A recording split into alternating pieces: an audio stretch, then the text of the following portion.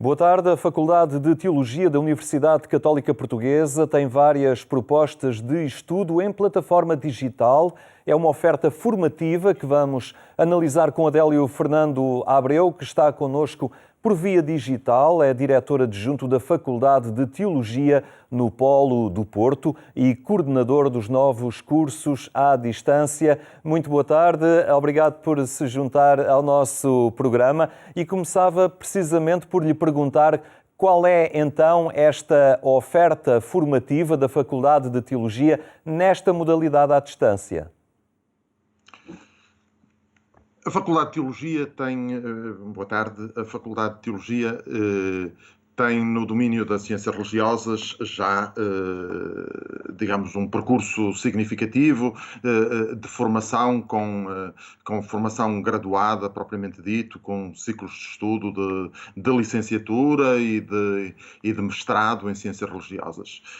Nos últimos anos, nós fomos percebendo que as circunstâncias da vida exigiam da faculdade algum reajuste nestes mesmos cursos, precisamente porque nós tínhamos estes cursos em lecionação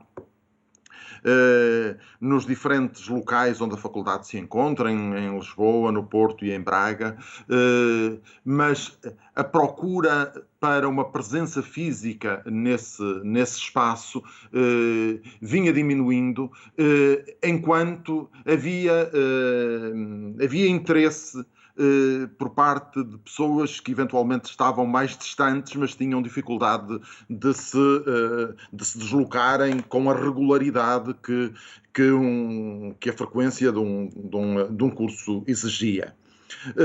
E por isso fomos refletindo um pouco sobre isso e fomos, de facto, pensando que seria necessário aproveitar também as oportunidades que os meios digitais nos oferecem para permitir que estes cursos pudessem chegar àqueles que verdadeiramente carecem deles e tinham interesse por eles. Foi nesse sentido, então, que desde há algum tempo atrás pensámos nesta proposta, concretamente da licenciatura em Ciências Religiosas na modalidade de ensino à distância e também do mestrado em Ciências Religiosas, que profissionaliza professores de Educação Moral e Religiosa Católica, também na modalidade de ensino à distância. É uma oferta formativa e, como estava a referir, muito dirigida para aqueles que se preparam para ser professores de Educação Moral e Religiosa Católica nas escolas.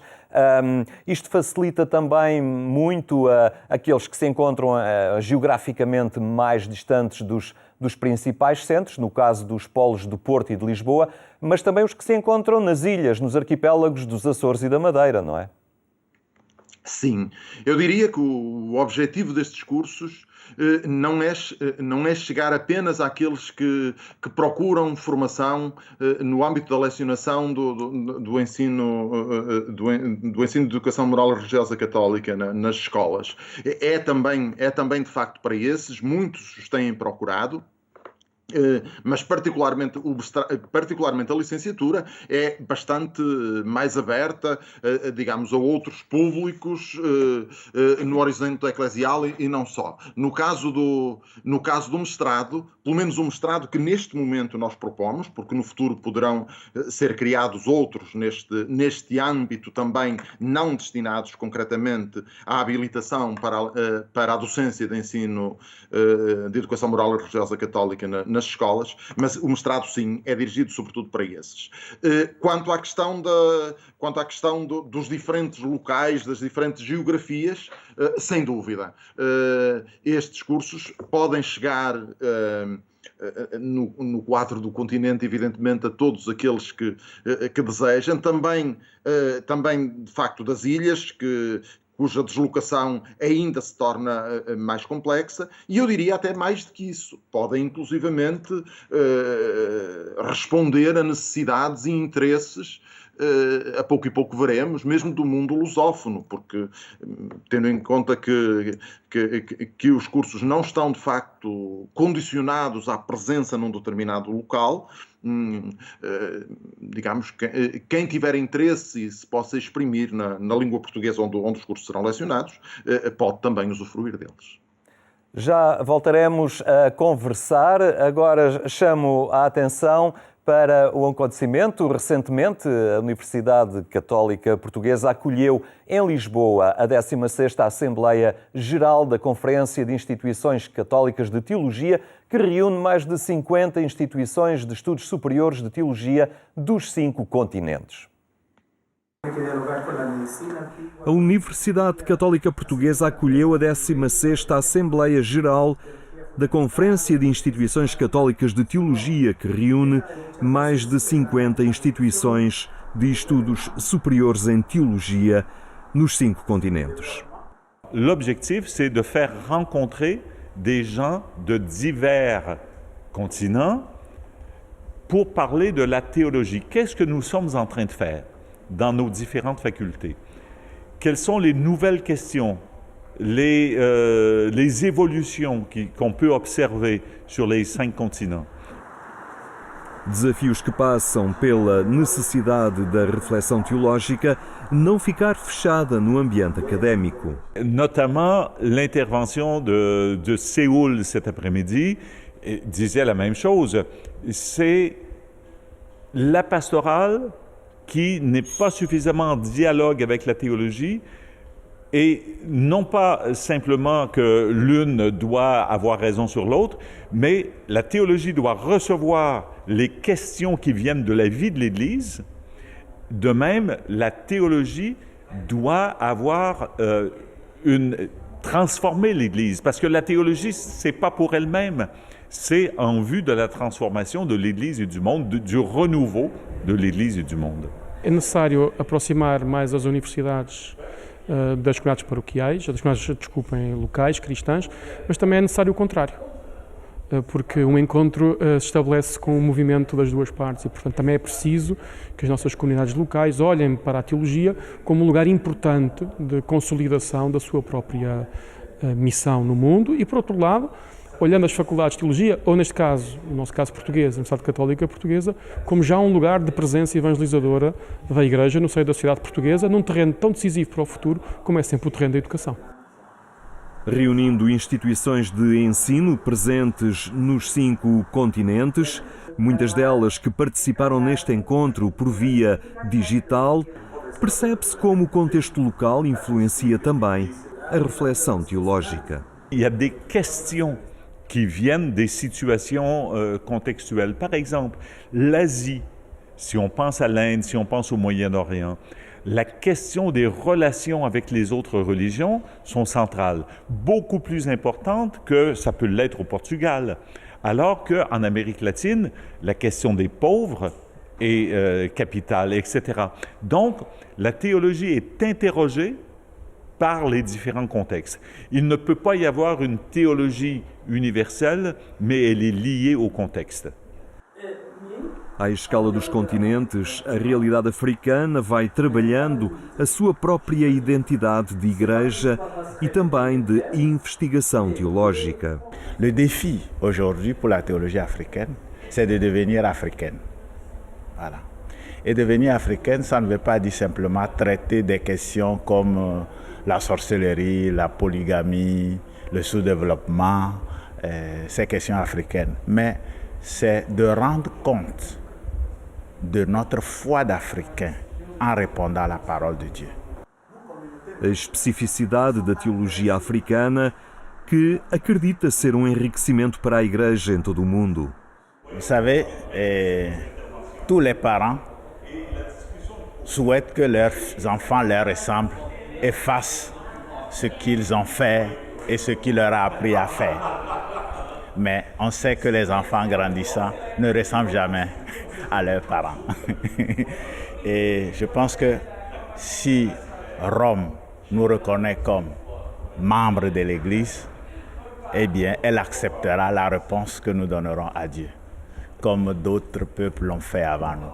Voilà. On marche ensemble, mais chacun avec ses jambes. Na América Latina, outras realidades condicionam a investigação, mas sem esquecer as abordagens mais tradicionais.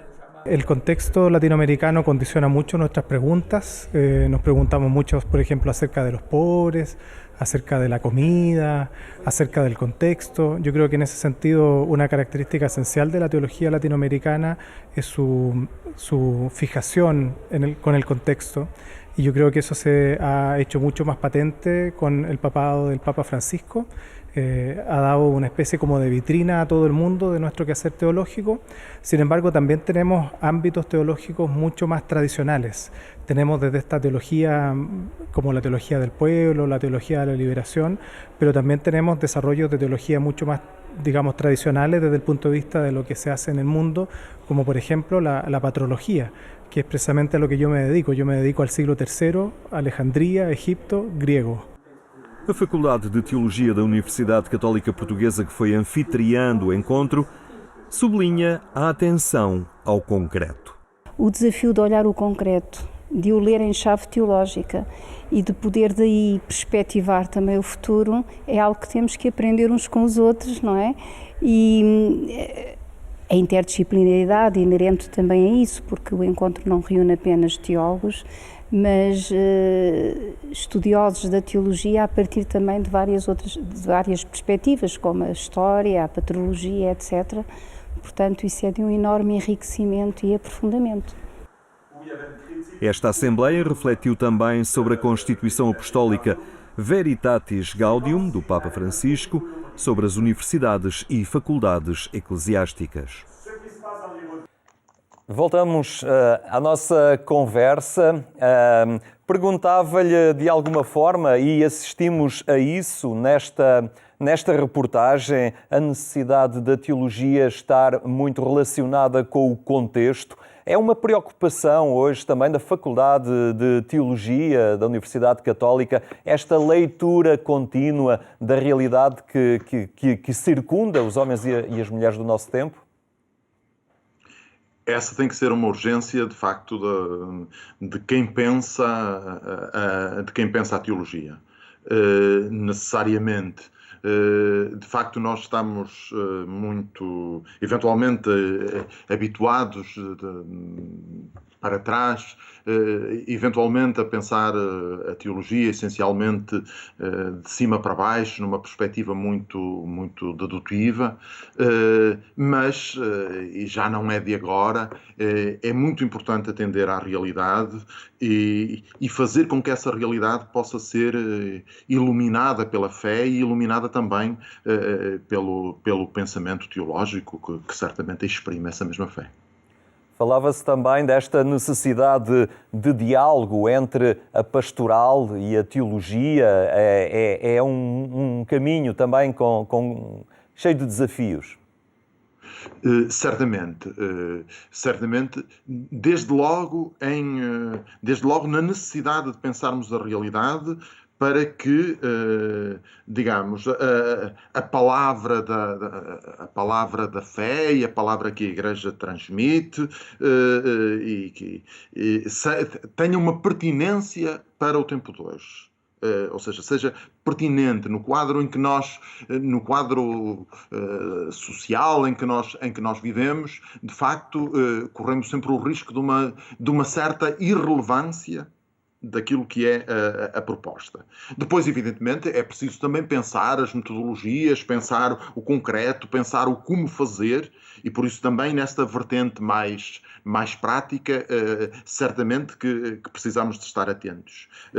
Mas particularmente, de facto, eu creio que o sublinhado se coloca mesmo nesta capacidade de ler a realidade e por isso de cruzar verdadeiramente o pensar teológico com a vida da Igreja, com a vida das comunidades, e da Igreja não como uma realidade abstrata, mas da Igreja, de facto, constituída pelas diferentes comunidades, pelas diferentes pessoas, pelos diferentes grupos, por isso, atendendo, de facto, muito à circunstância de cada um. Mesmo para terminar a nossa conversa, ao fim e ao cabo, esta preocupação acaba por vir no sentido também da vossa oferta, no sentido desta proposta de ensino à distância. Ao fim e ao cabo, o ser à distância acaba por encurtar também este distanciamento entre o mundo académico e a realidade das comunidades cristãs.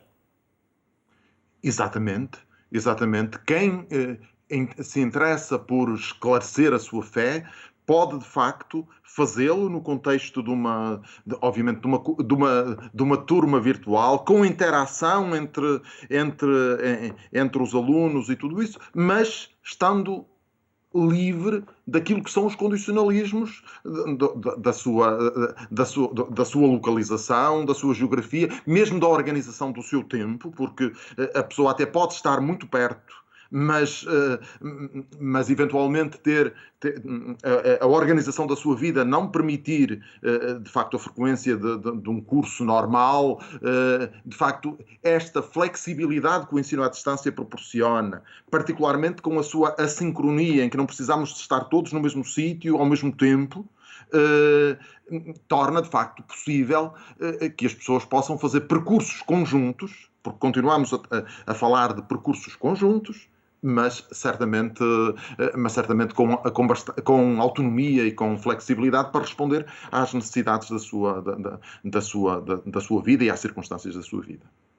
Muito bem, nós continuaremos atentos também a esta oferta formativa da Faculdade de Teologia da Universidade Católica. Muito obrigado pela sua presença hoje aqui no nosso programa. Eu é que agradeço.